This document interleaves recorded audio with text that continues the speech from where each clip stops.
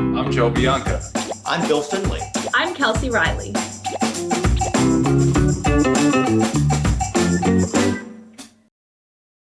They say the harder the work, the greater the reward.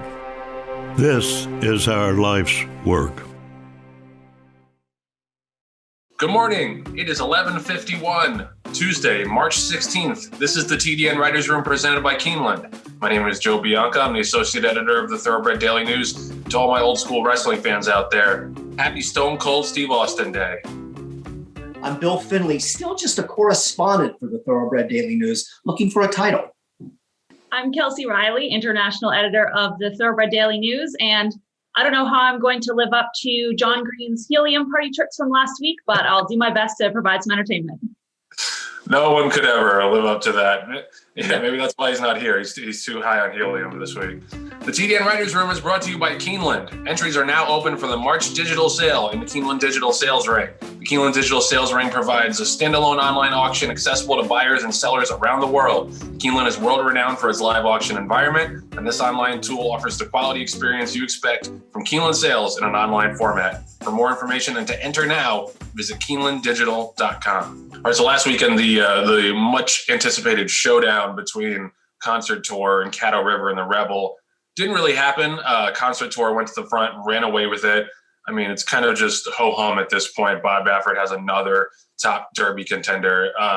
It's just, it makes, not that, he's necessarily doing anything wrong, kind of cornering the market on 3-year-olds.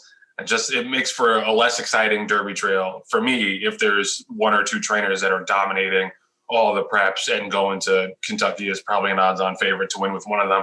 Nevertheless, I thought the ride on Caddo River was a little bit questionable. It's not as if they were flying up front.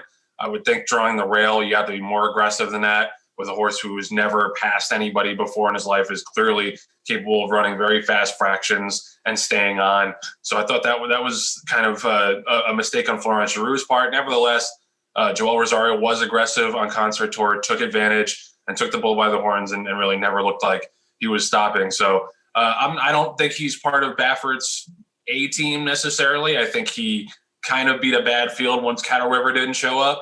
But nevertheless, he's undefeated, so it's hard to knock anything he's done so far. Just a couple other results from Saturday at Oaklawn. She Dares the Devil was back in the Azeri. We got a 99 buyer, ran pretty well off the layoff. She's a horse that I think a lot of people would consider a one-hit wonder at this point in the Kentucky Oaks. She's won a couple other races, but has disappointed at some short prices. So it'll be interesting to see where she goes going forward. And then to me, the star of Saturday was Swiss Skydiver. It's great to have her back. It's great to have Kenny McPeak signaling that he's going to continue to be aggressive with her, ship her all around the country, shipped her across the country for her 4-year-old debut. She didn't disappoint, got a 101 buyer. She's probably going to meet up with Monomoy Girl in the Apple Blossom at Oaklawn, so that's something to look forward to. We didn't really get that showdown in the distaff because Swiss Skydiver didn't get away all that well. I thought Robbie Alvarado had some kind of inappropriate comments after the race. I don't know if you guys saw on TV or on the Santa Anita feed. He kind of was poking fun a little bit at his past arrests for domestic abuse. So not a great look for him, but I'm not going to let that take away from the horse, who is the story, as she continues to just be exceptionally consistent and brave and willing to take on all comers. Let's just get some early thoughts from you guys on the weekend.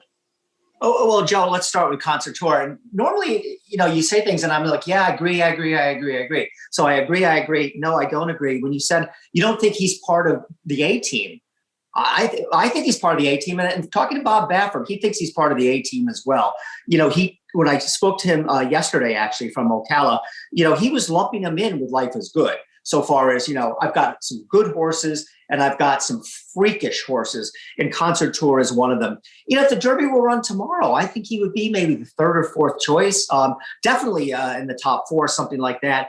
Who did he beat? Caddo River didn't run his race. He ran 5th. But keep me in mind, remember, he ran 3rd in the Breeders' Cup Juvenile, and he was kind of up the track as well. So I thought Concert Tour was very, very impressive. What I do totally agree with you is the sameness of the story. And it's been not only just this year, it's been all the last several years since American Pharoah. It's like a story when he doesn't win. Triple Crown prep. And if he doesn't have the favorite in the Kentucky Derby, he's going in this year with a horse. And one thing I agree with you, that 2-1 on Life is Good in the Derby future wager is about the dumbest thing I've ever heard of in my life. But, he's got the favorite in the Derby right now and probably the third choice, and then maybe the 7th, 9th, and 12th choice, something like that. Swiss Skydiver, in the Beholder Mile, she was really good. And I really look forward to her running against Monomoy Girl and the Apple Blossom, because we were robbed of that showdown in the Breeders' Cup Distaff when Swiss Skydiver stumbled at the start. So a good weekend of racing. Whitmore comes back and runs second in the Hot Springs Stakes, trying to win it for the 5th straight year. At age 8, is he maybe finally age catching up with him? Well, maybe a little bit, but he's still good enough to run second behind CZ Rocket. So it was a very interesting weekend of racing. Mm-hmm. Yeah, and I would actually agree with Bill on Concert Tour. I thought he was incredibly visually impressive throughout the whole race. Never really looked like being beat. So I think it's hard to do a whole lot more than that. He can only beat what's put in front of him at this stage. So I think it'll be very exciting to see where he goes next out. And I agree with you, Joe, on Cattle River. I don't think it was a great ride.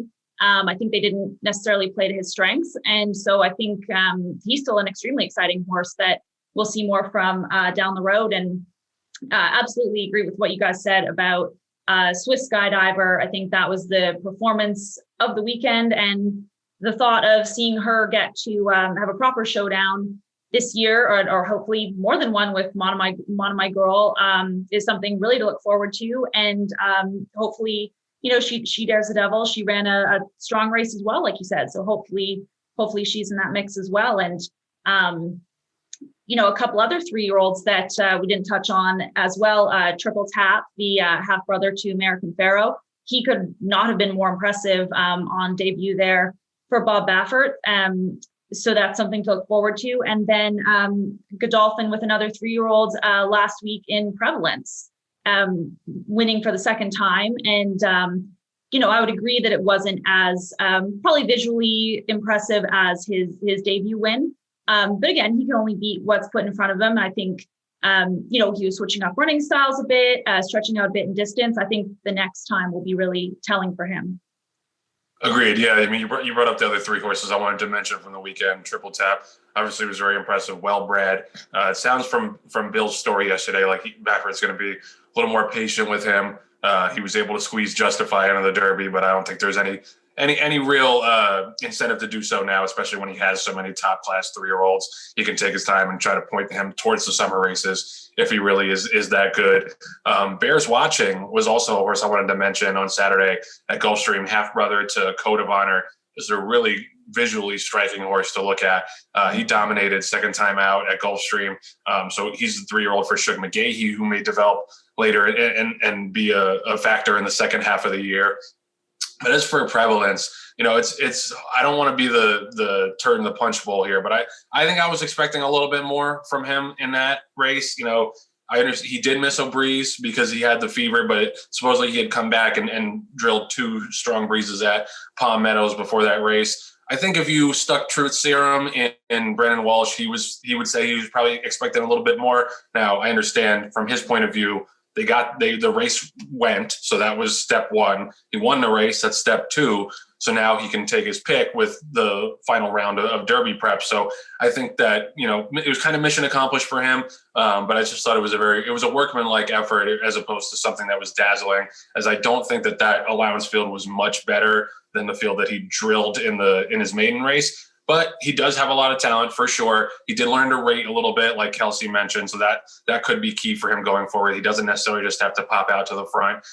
So he's most likely going to go in the Wood or the Arkansas Derby next. Brennan Walsh said there was an outside chance at the Bluegrass, but the Florida Derby comes up a little bit too quick for him. So he's definitely another one to keep an eye on, but I don't know, just maybe a little bloom off the rose when I expected so much better from him. He was 1-9 in that race, but obviously I'm not writing him off yet. We'll see what he does next out. So yeah, 3-year-olds were other than Swiss Skydiver, 3-year-olds I think were really the story of the weekend. And I'm not dumping on Concert Tour. He's done everything he's been supposed to do so far, but I don't know, just figure wise, I don't know that he matches up to the top echelon of the 3-year-olds right now, but Time will tell. We'll be right back after this message from Keeneland. They say the harder the work, the greater the reward. And this is hard work. It's the hours put in before dawn and after dark. It's the sacrifice, the sweat, the failure, and the faith. This is our industry. This is our life's work. Owning multiple graded stakes winning racehorses like Hard Not to Love and Decorated Invader is attainable with a racing partnership like West Point Thoroughbreds. Partnerships enable you to spread your ownership across several horses for less than it costs to own one horse alone. This increases your racetrack action and your chances for a big horse. Learn more about why West Point Thoroughbreds is the gold standard in racing partnerships at westpointtb.com. Okay, so this news came out yesterday about mid-afternoon. Bill followed up on it and did a story in today's TDN about it. A lot of NHPBA, National Horsemen's Protection and Benevolent Association. Yep. All right, it's like the police unions. That's how I remember it. So a bunch of their affiliates in different states have filed a federal lawsuit to try to stop the Horse Racing Integrity and Safety Act from coming into be. It was notable that the four major states, four biggest racing states, New York, California, Kentucky, and Florida, their horsemen's associations did not join onto this suit. It was mostly the relatively smaller state horsemen's associations. Now, I have a lot of thoughts on this. I'm sure Bill does too. I don't know. First of all, I don't know what the legal basis is for this suit. I'm not a constitutional law expert, but I don't see any reason specifically why the government can't be tasked with regulating horse racing and having this authority that they're planning to have.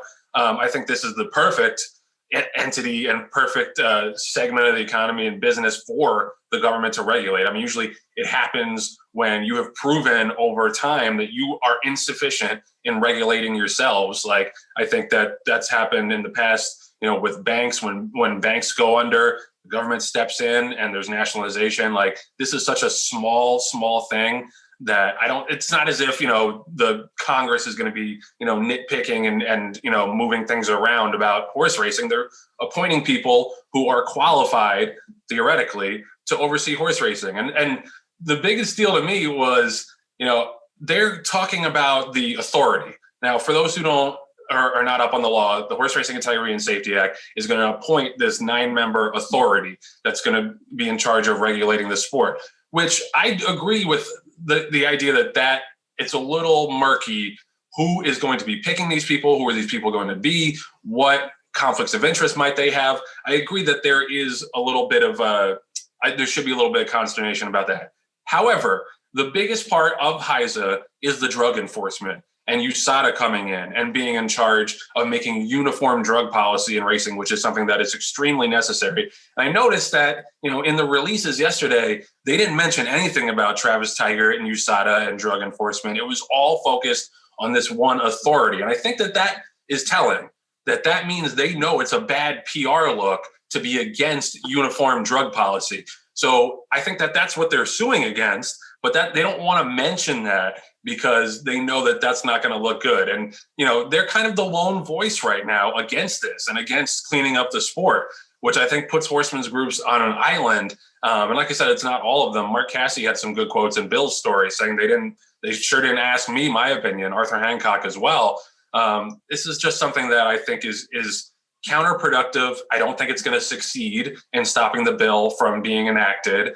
However, the court proceedings might delay the start of it, of when it becomes, in effect, which is already pretty far in the future, which is already July 2022. So we're already waiting another 12, 13 months for this thing to take effect. And this might push it back even further. And it's such a bad PR look, I think, to be, united against drug reform in racing when almost everybody has now gotten on board and realized that we need it. I'll toss it to Bill now.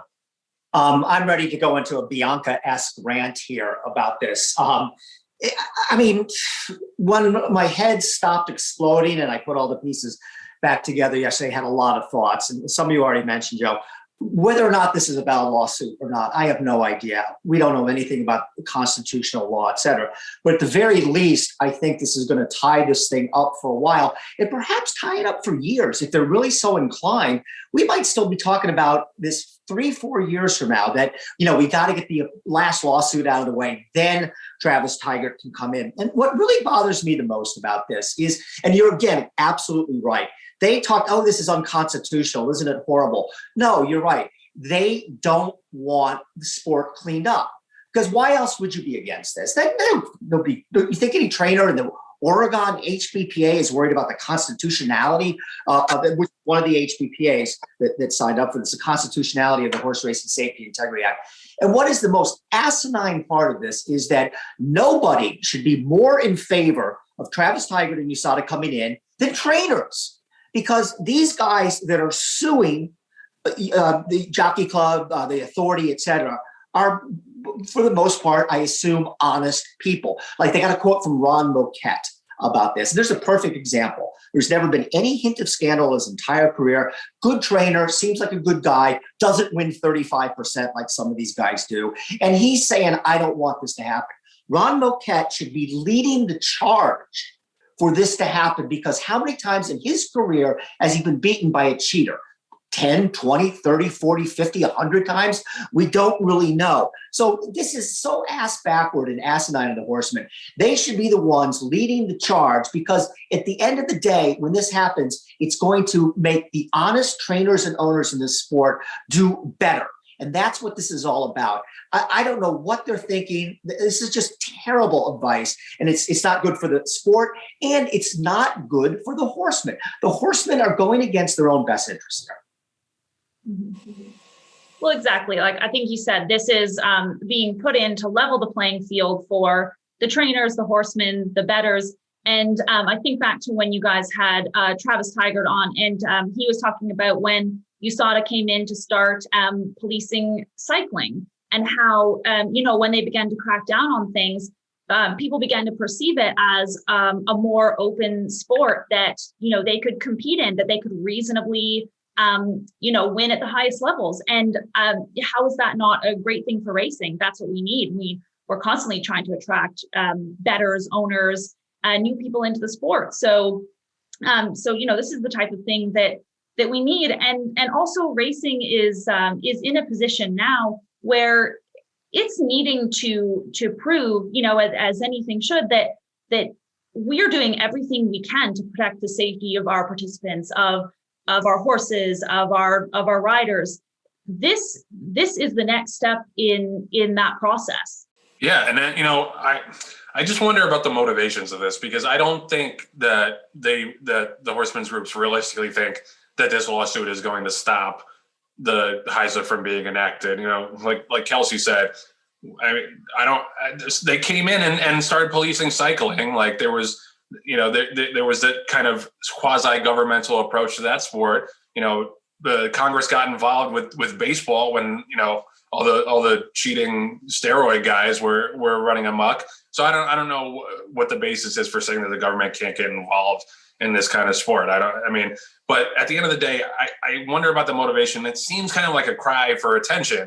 And I think that maybe some of the horsemen feel like that they've been shut out of this process. Now, I think that's nonsense, because this has been working its way through Congress and through, committees for a long time. And, obviously wasn't going to pass until Mitch McConnell got behind it, but it's not as if this sprung up overnight and they had no chance to adjust or to influence policy. They had a long time to get on board and to, kind of maneuver around and try to win concessions. So if that's the goal, you kind of had your chance to do that. And if it's still your goal, which I think is reasonable to kind of, exert what little influence you have for when the authority is seated to make sure that there are people who have horsemen's interests, I think there's better ways to go about it than this, which is very hostile and confrontational and kind of petulant, honestly, to try to stop this when pretty much the entire industry has coalesced around it. Like, the train has left the station, guys. Like, it's time to get on board. Like, this is not something that's going to stop this from happening. All you're going to do is make a lot of enemies and make it seem like you have something to hide and something illicit to protect, by doing this. It's not going to win you any friends or any influence when it comes to this law and its effects. And to me, the most important point about this is I don't think you can credibly at all make the argument that the current system is working, especially not better than a unified system would. And to me, that's the argument that essentially you would have to make if you're the horsemen's groups here, is that having 33 different jurisdictions and all these fragmented interests competing, which, let's be serious, what it leads to is cheating trainers being able to hop around and shop and go to different jurisdictions until they get caught. And then even sometimes when they do get caught, they get a slap on the wrist because it's too valuable to have their horses in that jurisdiction. You can't possibly with a straight face look at people in this industry and say, that's working fine. Like, this is what we need to, the status quo is great and we need to keep it up. Like, that's just a ridiculous argument to make. And it's notable that they don't even try. I don't think they've even tried to say that, this is the way that we're working right now, and this is why it's working. Like, they don't even bother. It's just some weak, half-assed argument about constitutionality. And, it seems like a frivolous lawsuit. And from what Bill reported, it seems like it's the same people who file a lot of frivolous lawsuits these days. In the political spectrum. So, unless you're going to make the argument, here's why our current system is better than a unified system would be, you really don't have a leg to stand on, because this thing has been needed for a long time in racing, some kind of unification process. We're finally getting it. I would say 90% of people are super excited about it and ready to turn the corner and ready to start, getting juicers out of the game. I mean, you guys really want to be the last ones standing on that side saying, nope, we got to keep the cheating trainers and the 33 different racing jurisdictions. I don't think that's gonna be a good look long term. Joe, you're 100% right about everything you said. And I also want to use the term status quo. So if you're not for HISA, you don't say what you are for. So they didn't say, well, we don't want HISA, but this is what we want. They didn't say that. You said, right, just this unconstitutional crap. So, but if you're against HISA, then you have to be for the status quo. There's only two choices. There's A or B. So let's look where the status quo has got us in this sport. Okay, we had about a year ago in a couple of weeks, 27 people were indicted for cheating, doping, etc. One person was already on their way to jail, and probably another 20 or so are on their way to prison whatsoever. We have a terrible problem with breakdowns and a bad perception, to the point where the animal rights activists are jumping down our throats and threatening to do their political best to put this game out of business. We have trainers all over the country that can claim a horse for $15,000 and improve it 20 buyer numbers in its next start, and do so 45% of the time. We have hints that even the best races and highest levels of this sport are now affected by juicing trainers. The sport has never been more on a hot seat with the general public. Racing is not losing more and more popularity all the time. That's the status quo. And you don't want to get rid of that. You don't want to take all those things that are wrong. And this isn't a magic wand. It's not going to cure all our problems, but it's the far and away the best solution anybody has ever come up with to start working on horse racing problems, things that have to be worked out. Arthur Hancock told me, if this doesn't come to be, horse racing is finished. I think that's a little bit too out there on a limb. I don't think horse racing is finished. But if we go in to the next 4 or 5 years and we don't have this bill passed, it's going to be hugely detrimental to the sport. And these horsemen are to blame. I mean, I can't even begin to understand what they're thinking. Well, like you guys both alluded to there, it does seem as if the majority of the power brokers in the business are for this and excited about it, like Joe said. And it took a while to get there too. This has been going on for a number of years and was very divisive. And I think we saw, especially in the wake of what happened at Santa Anita in 2019, when people were saying, okay, we need to come together. We need to make some positive change in the industry. So the majority of people in the business are behind this and excited about it. And so it is a shame to see it being hung up potentially. Yeah, I mean, and that's a good point that, Travis Taggart said this when we had him on, that these were kind of the perfect storm of scandals the last couple of years that got people on the same page. Like, this was not inevitable to get everybody in racing almost to support this thing and to support unified policy and to support governmental intervention. This was not a given. But because of the breakdowns at Santa Anita and then because of the FBI indictments last year, those twin scandals, I think, led to that kind of, that cooperation and everybody getting behind it. It did not necessarily have to happen. So now you want to blow this up. You want to blow up this like kind of unsteady, fragile alliance that, may not have happened and may not ever happen again in racing. That to me is shocking. And, at the end of the day, they know that this is not going to, I think they most likely know that this is not going to succeed. But the problem is there's so little time to waste. This is not a sport that, can just kick our feet up for the next 10 years and like, oh, we'll let it wind through the courts. And then if it happens, it happens. We're on borrowed time here, guys. Like, this stuff is needed. And I think you've seen like I said, the cooperation around the industry and the alliance behind it. You've seen finally a push to get something done on a large scale and to intrinsically, systemically change the game and not just nibble around the edges. And there's very little time left to do that and to continue having the social license to run horses. You have to prove that you're doing something to make the sport safer and to eliminate cheating to the best of your ability. And like Bill said, like HISA is not the be all end all. It's not going to solve every single problem in racing, but it's the largest step that I think any of us have seen in our lives to do that. So you got to have a good reason if you're going to be the only ones planting your flag standing against that. And to me, they clearly do not have a good reason. It's just a little petulant and it's a cry for attention, but it's the wrong kind of attention. That's my view. Joining a West Point Thoroughbreds partnership can vault you into the world of instant camaraderie among people surrounding high-class horses and stakes action for a fraction of the cost of trying to do it on your own. Learn more at westpointtv.com. We'll be right back after this message from West Point Thoroughbreds. All the thrills. Fraction of the bills. Experience the power of the partnership. Change your life, make new friends, and compete at the highest level of thoroughbred racing. West Point Thoroughbreds, the gold standard in racing partnerships. Visit westpointtb.com. All right, so we have Kelsey on this week, our international editor, and I wanted to get her input and insight on the Gordon Elliott controversy because we had Emma on and we asked her what she thought the punishment would be, and she kind of nailed it that he wouldn't get a lifetime ban, he would get maybe a couple of months. I thought that was a little light. I'm wondering what you think, Kelsey, and what the European racing world thinks in reaction to that. Yeah, I would have agreed with Emma at that stage. I didn't think that probably a lifetime ban was coming. I was thinking maybe a few years was coming. What ended up coming down was essentially a 6-month ban, which to me was far too light.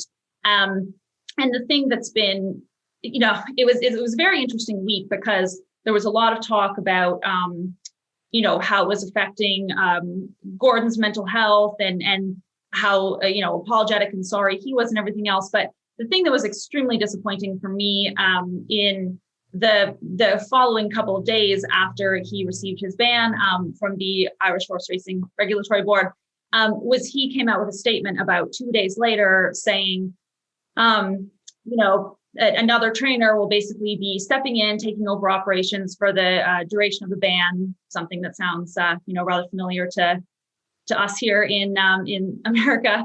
But, it was disappointing to see that it's basically going to be business as usual at his stable while he takes a 6-month holiday.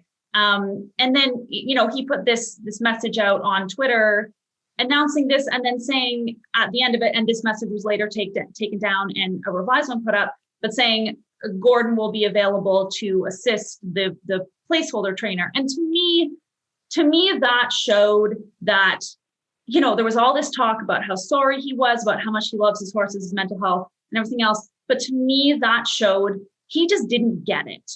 He didn't get that what he did. And as Emma, really articulated very well last week, this wasn't a horse welfare issue. I don't think in the terms of no one was concerned about the level of care of the horses in Gordon Elliott's stable. He's got, some of the best horses in jumps racing in his stable. No one was particularly concerned about their welfare. But the black eye that this puts on our business To me, that statement that he put out just shows that he just doesn't get the terrible impact that had. So to me, that was incredibly disappointing.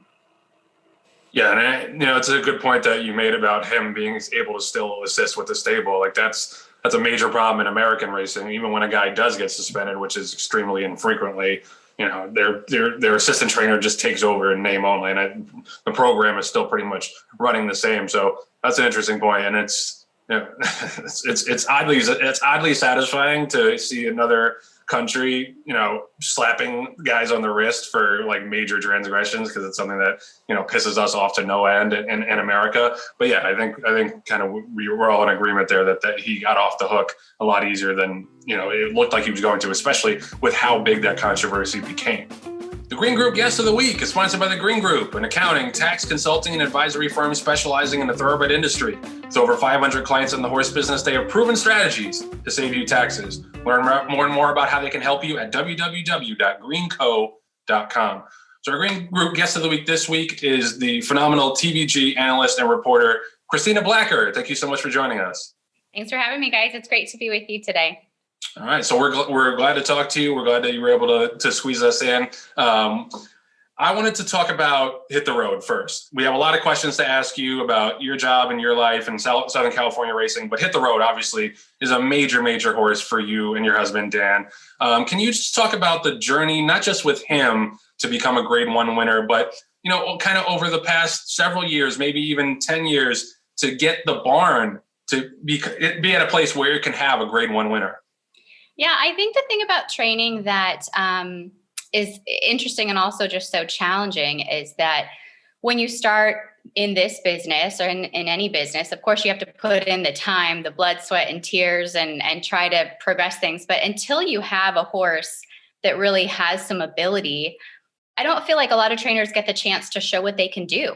And I think there are probably some trainers that have been training for decades and never get that opportunity to have a horse that is kind of Grade 1 caliber. And so from my perspective, I've always believed that Dan would be playing at this level and that Dan had the horsemanship skills and the background and was putting in the effort and the hard work to deserve this kind of success. But until a horse of this ability kind of came along, he really hasn't had the opportunity to show people how he can train and manage a good horse. And I think, one of the things that I'm most proud of with the way that Dan has campaigned him is to pull back and be patient when he's needed to. And he's never hit the road, has never had a serious injury, but there's been times when Dan really felt like he was going to get better with time.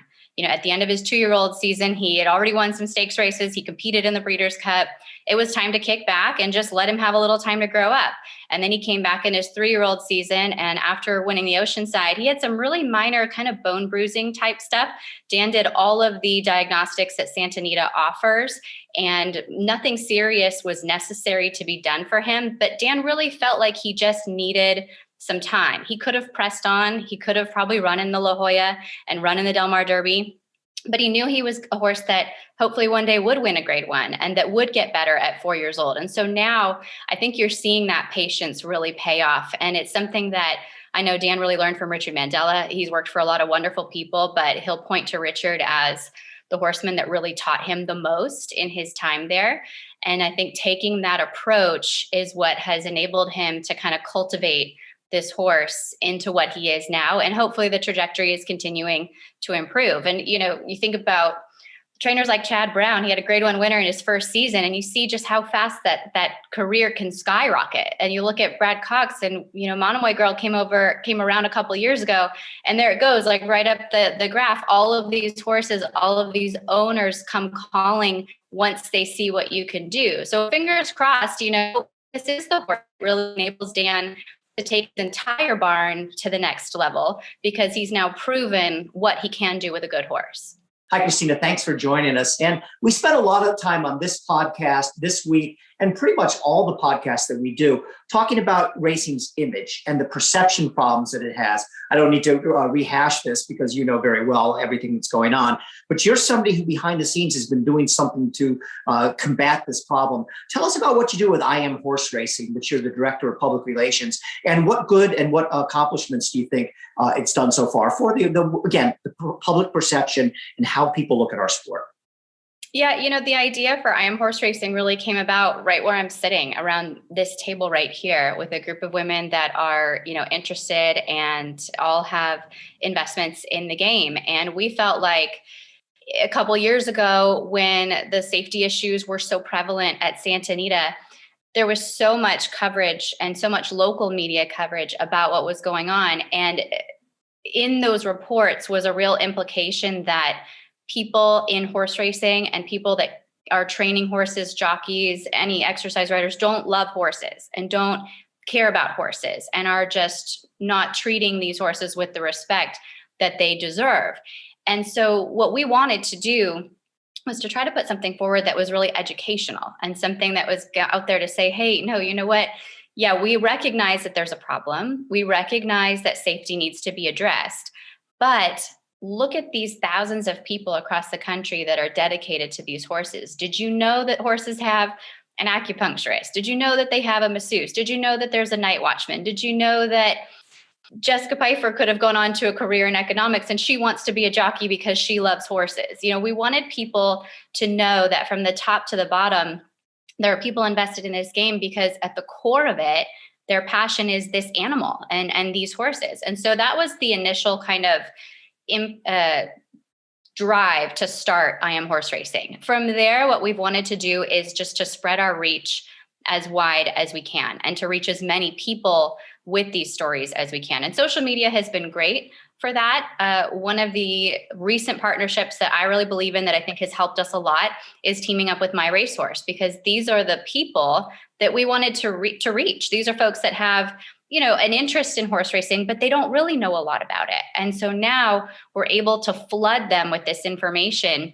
And they are also folks that are sharing it on their own social media channels. They might have a tiny piece of a racehorse, but then if they put it on their Facebook page and all of their hundreds of friends see that story, maybe they're interested too. And maybe the next time they see a story in print in the LA Times or a story on the local news, they might just take a step back and say, yeah, okay, I see the progress that Santa Anita is making, but I know that one person. I know those 5 people. I know that there are people there that are working hard, that are caring about these animals. Because I was personally kind of sharing the message myself. I would go to drop my kids off at school and say, yeah, this is what's going on. But did you know that they've just put a $750,000 diagnostic machine in at Santa Anita? Nobody knows that. And so we really felt like education was going to be the first step. And then getting that message to as many people as possible would help going forward as well. I think that's really interesting what you said there, Christina, about partnering with My Racehorse and getting the message out to a wider audience, because those people, those My Racehorse owners, they have an interest in racing, but they would have many friends in that who don't. And whereas I feel like I'm sharing these messages, but I think most of the people that I would spend my time around do understand horse racing, so it's probably not getting very far. But that leads me to a next step. Do you guys have any other partnerships planned, maybe with people even more on the fringe of racing, to just try and further push that message outside of our own industry? Yeah, so right now, the other partnerships that we have are kind of with a lot of racetracks, in that at Santa Anita, they show our videos, in-house all the time. Woodbine has been fantastic. They have been showing quite a few of our videos and helping us out as well in terms of gathering content. We've partnered with Blood Horse a little bit. They do some advertising for us and help us out. We have partnered with the National Museum of Racing and Hall of Fame. They put our videos on a loop in their lobby. And then we've also talked a little bit to the women at Amplify, who also have that same kind of mission of education, and they are trying to reach younger people. And so we're trying to work with them to get this message to younger people and to become a place where, in Europe, and Kelsey, I'm sure you're familiar with this just from your coverage of their media, you can go on racingcareers.net or .com and find out if there's a place that is hiring. We are hopeful that as we develop our own kind of database and enhance the website, you can advertise a job on I Am Horse Racing, and you can search through a Google search engine and come to us and find how you can kind of branch in yourself. I really want to do a story on the Darley Flying Start course for the My Racehorse people, because I think there's probably a lot of high school, college kids in those families that might be intrigued and might want to learn a little bit more. So we're trying to reach as far as we can. The struggle that we face is that for all of us involved, for myself, for Brittany Urton, for Alexis Skarsky, for Molly McGill, this is our little passion project. It's not our jobs. And so we're, flooding ourselves into our regular job. And then with every extra second we have, trying to gather this content and work on it as well. I'm hopeful that at some point we can partner with a really big racing company. Because as you say, I think a lot of our message was really racing centric for a long time. The My Racehorse has broadened our horizons quite a bit, but we need to go bigger. And that's the next step, hopefully. But like I say, it's just a matter of getting as much time towards it as we can amidst everything else going on. All right, so this is a two-part question. You have to bear with me. We only have you for a certain amount of time.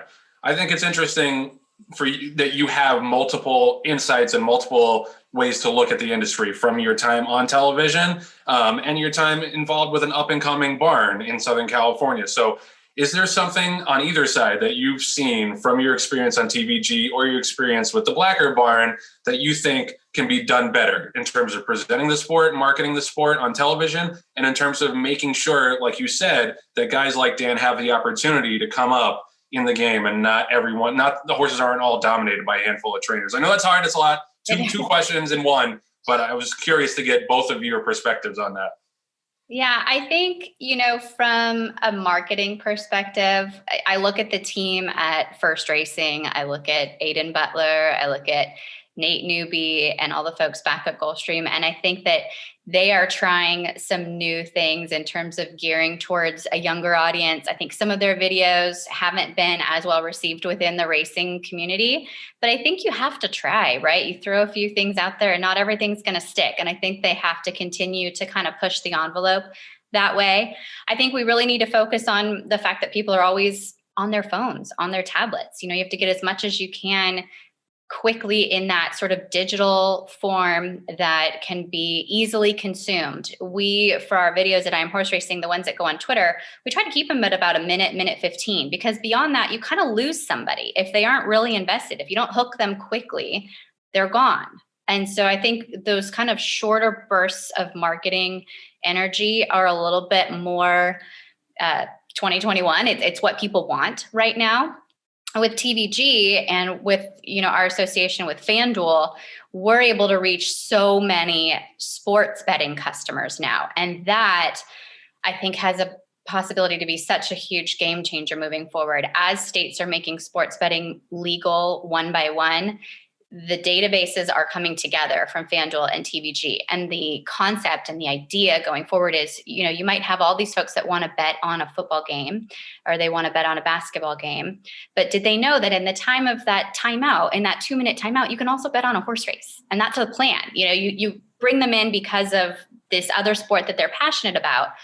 But there's always racing going on somewhere, no matter where you are, whether it's around the world. And for those sports bettors, I think as you make them understand 3-1 is 3-1, no matter where you're betting, and you don't have to wait till the end of halftime to make your money, you can make it right here. I think you're having an opportunity as these states make sports betting legal to really, bring those gambling pools of folks together and create new fans of horse racing. And then you teach them about horse racing through the I Am Horse Racing type of banner. And hopefully you ignite a passion for it, not just the gambling side. You have them find another way to feel invested in some of the people or the horses that are competing.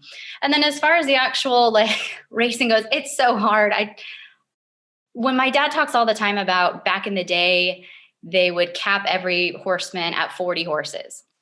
And that really forced owners to distribute their horses to more trainers. And then in turn, you fill more races because the horses aren't always in the same barn. And then you clear those conditions. And it's a huge snowball effect. But I think because we don't have the interest that we did back then, it's really hard to do that. How do you stifle someone's business? How do you tell someone, I'm sorry, you can't send your horse to Bob Baffert because he has too many horses? You can't say that, in a enterprise community.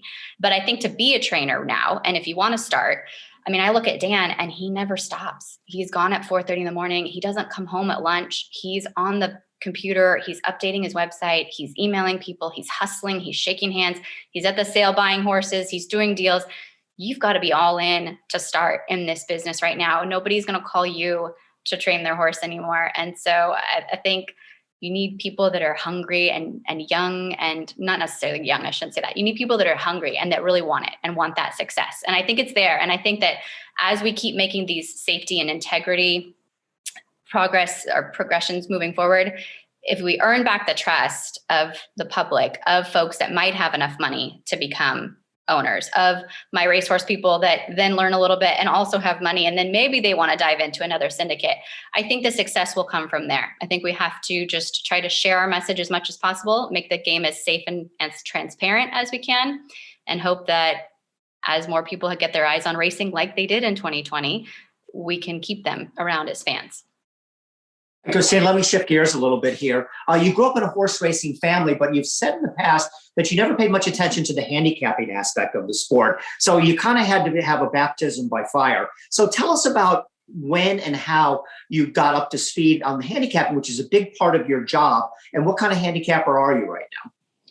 Yeah, that's a good question, because I felt really out of my depth for a long time. I think when I first started at HRTV and it was right out of college, a lot of people expected that I knew more than I did. And I really didn't. I knew about horses. I was always around horses. I was always riding. I was always in the barn.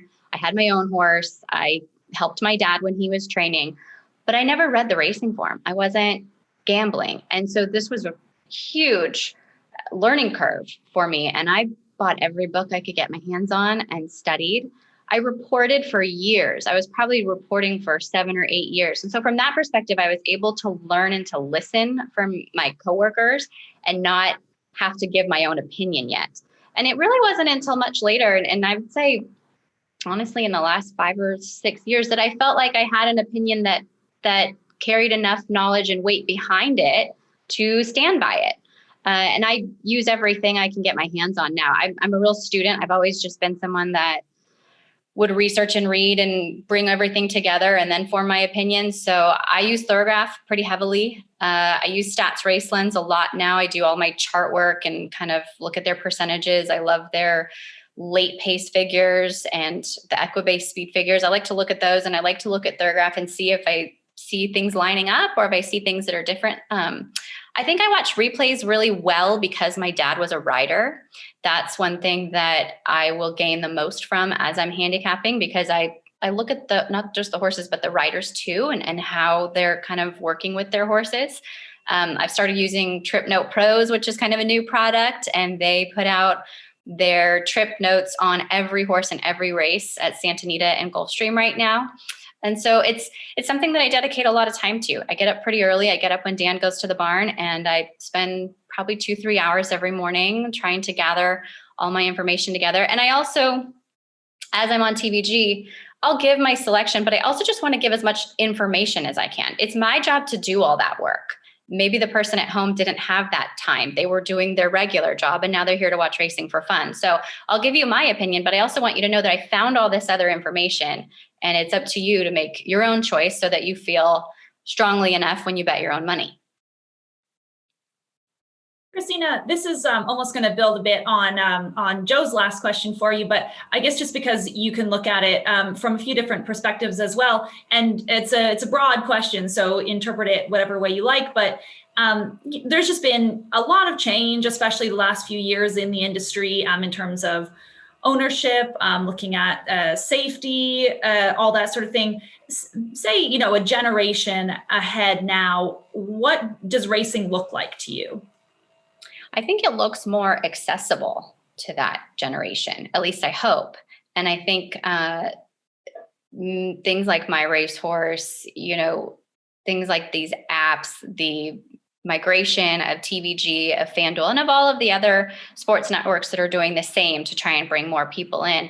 I think making it more accessible, and my dream would be to have racing feel more like it does in Australia, where everybody knows what's going on. You know, you can talk to the person that's driving your cab or your Uber, and they're going to ask you a question about horse racing. I would love for it to just become as accessible as possible. And whether that means going to the track. And I think that all of the extras that the racetracks are doing, once we can have fans back to bring people in, you have a wine festival at the track. Sure. If that's what's going to bring them there and then you teach them, then I think that's wonderful. I think we need to just make the day at the races as fun as possible to get as many people there, and then make the digital footprint of racing as broad as possible and everywhere, so that people aren't feeling like it's so foreign. I mean, I have our horse racing group of friends, but I also have a whole separate group of friends from the school or friends that I have from college. I'm the only person I know that works in horse racing in those circles. I would hope that more people want to get in, and whether it's from a marketing standpoint, advertising, merchandising, there's so many things you can do. It doesn't necessarily have to be hands-on with the horses, but just to bring as many people in as we can. Christina, thank you so much for the time. Really appreciate your insight and your answers, and keep doing great work in everything you're doing. Thanks, everybody. Thanks, Christina. Good to talk. Thanks. The Green Group Guest of the Week is sponsored by the Green Group, an accounting, tax, consulting, and advisory firm specializing in the thoroughbred industry. As this week's Green Group Guest of the Week, Christina Blacker will receive a free 1-hour tax consultation. Learn more at greenco.com. We'll be right back after this message from the Green Group. The Green Group is widely recognized as the top-rated tax and accounting firm specializing in the horse business. Why do the top owners, breeders, pinhookers, and trainers trust the Green Group as their tax advisors? The difference is experience. Firm founder Len Green has over 4 decades of experience owning, breeding, and racing horses. First-hand knowledge gives Green Group clients proven tax and money-saving strategies. Visit the Green Group at www.greenco.com. The Green Group, proven strategies to save you taxes. Just a couple things I wanted to mention before we sign off. OBS March starts today. It's today and tomorrow. I think there's 580 something juveniles that are going to be sold. We don't usually touch on sales too much on the show other than with John, but I think this is a big deal because this marks the start of a new sales season. We go 2-year-olds and then yearlings and then weanlings and broodmares. And I think that there is this kind of feeling of rebirth and optimism in Ocala for this sale. Katie Ritz did a good job on the preview of the sale in today's TDN. And I think that, while the pandemic isn't over, clearly, I think we've turned the corner, and it's starting to, the end is in sight. More people are getting vaccinated every day, millions of people, in fact. So I think, that kind of optimism and that sense of near completion is going to trickle down to a lot of industries, racing included. So I'm interested to see what the results are like today and tomorrow. Now, I know that it's going to be affected by the lack of Korean buyers, who I think especially are one of the few contingents that support the middle market at these sales. But nevertheless, I think the market's going to be more bullish. How could it not be than last year's OBS March sale, which basically happened as the entire world was collapsing around it. So very interested to see what happens there. Good luck to everybody who's buying and selling. I'm sure John and Brian will be involved on the buying side down there. So we'll touch on that next week and see what the results are like with John. So that's going on today and tomorrow, and then this Saturday. Not a huge weekend of racing, but this is the big closing weekend card at Fairgrounds. They have the $1 million Louisiana Derby. I think Mandaloon has been installed as the favorite there. They also have the Fairgrounds Oaks, which could have a few top Kentucky Oaks contenders clashing. And they also have the New Orleans Classic, the Muniz Memorial Classic, and a couple other stakes and Louisiana bred stakes at Fairgrounds. So that's where most of the action will be, and that's where our eyes will be this Saturday. Okay, so that's going to do it for this week's edition of the TDN Writers Room, presented by Keeneland. Reminder that you can enter now for the Keeneland March digital sale, which takes place next week, March 23rd. I want to thank Bill Finley, Kelsey Riley, our Green Group guest of the week, Christina Blacker, our producer, Patty Wolf, and our editors, Anthony LaRocca, Aaliyah LaRocca, and Danny Seiper. Thank you so much for watching. Please wear a mask and get vaccinated if you can. We'll see you next week.